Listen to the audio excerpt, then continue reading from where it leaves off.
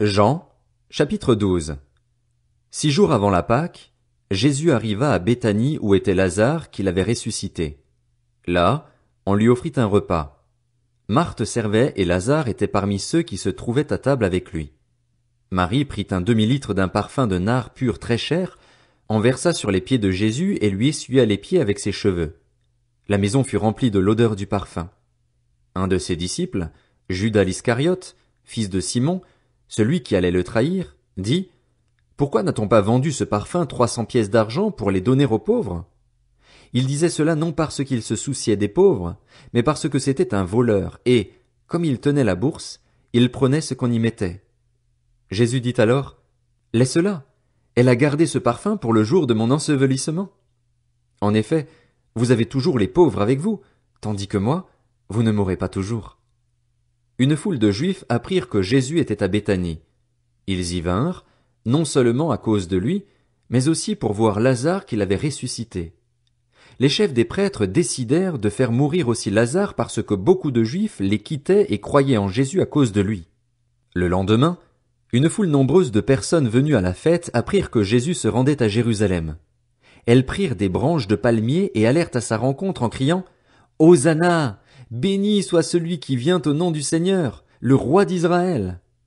Jésus trouva un ânon et s'assit dessus, conformément à ce qui est écrit: N'aie pas peur, fille de Sion. Voici ton roi qui vient, assis sur le petit d'une ânesse. Sur le moment, ses disciples ne comprirent pas ce qui se passait, mais, lorsque Jésus fut dans sa gloire, ils se souvinrent que ces choses étaient écrites à son sujet et qu'on les avait faites pour lui. Tous ceux qui étaient avec Jésus quand il avait appelé Lazare à sortir du tombeau et l'avait ressuscité lui rendaient témoignage. C'est aussi la raison pour laquelle la foule vint à sa rencontre, parce qu'elle avait appris qu'il avait fait ce signe miraculeux. Les pharisiens se dirent donc les uns aux autres: Vous voyez que vous ne gagnez rien. Voici que tout le monde se met à le suivre. Il y avait des non-juifs parmi ceux qui étaient montés pour adorer pendant la fête. Ils s'adressèrent à Philippe, qui était de Bethsaïda en Galilée, et lui demandèrent: Seigneur, nous voudrions voir Jésus. Philippe alla le dire à André, puis André et Philippe le dirent à Jésus. Jésus leur répondit: L'heure où le Fils de l'homme va être élevé dans sa gloire est venue. En vérité, je vous le dis, si le grain de blé tombé en terre ne meurt pas, il reste seul. Mais s'il meurt, il porte beaucoup de fruits. Celui qui aime sa vie la perdra, et celui qui déteste sa vie dans ce monde la conservera pour la vie éternelle.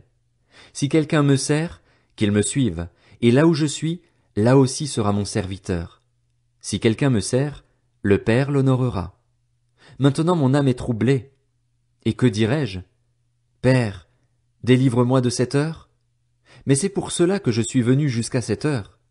Père, révèle la gloire de ton nom. Une voix vint alors du ciel: J'ai révélé sa gloire et je la révélerai encore.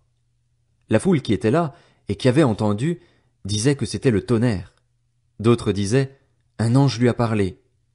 Jésus reprit la parole: Ce n'est pas à cause de moi que cette voix s'est fait entendre, c'est à cause de vous. C'est maintenant qu'a lieu le jugement de ce monde. C'est maintenant que le prince de ce monde va être jeté dehors. Et moi, quand j'aurai été élevé de la terre, j'attirerai tous les hommes à moi. Par ces paroles, il indiquait de quelle mort il allait mourir. La foule lui répondit: Nous avons appris par la loi que le Messie vivra éternellement. Comment donc peux-tu dire: Il faut que le Fils de l'homme soit élevé? Qui est ce Fils de l'homme? Jésus leur dit: La lumière est encore pour un peu de temps parmi vous. Marchez pendant que vous avez la lumière afin que les ténèbres ne vous surprennent pas, car celui qui marche dans les ténèbres ne sait pas où il va. Pendant que vous avez la lumière, croyez en elle afin de devenir des enfants de lumière. Après avoir dit cela, Jésus s'en alla et se cacha loin d'eux. Malgré tous les signes miraculeux qu'il avait faits devant eux, ils ne croyaient pas en lui. Ainsi s'accomplit la parole annoncée par le prophète Ésaïe: Seigneur, qui a cru à notre prédication? Et à qui le bras du Seigneur a-t-il été révélé? Ésaïe a dit encore pourquoi ils ne pouvaient pas croire. Il a aveuglé leurs yeux et il a endurci leur cœur pour qu'ils ne voient pas de leurs yeux, qu'ils ne comprennent pas dans leur cœur, qu'ils ne se convertissent pas et que je ne les guérisse pas. Ésaïe dit cela lorsqu'il vit sa gloire et qu'il parla de lui. Cependant, même parmi les chefs, beaucoup crurent en lui.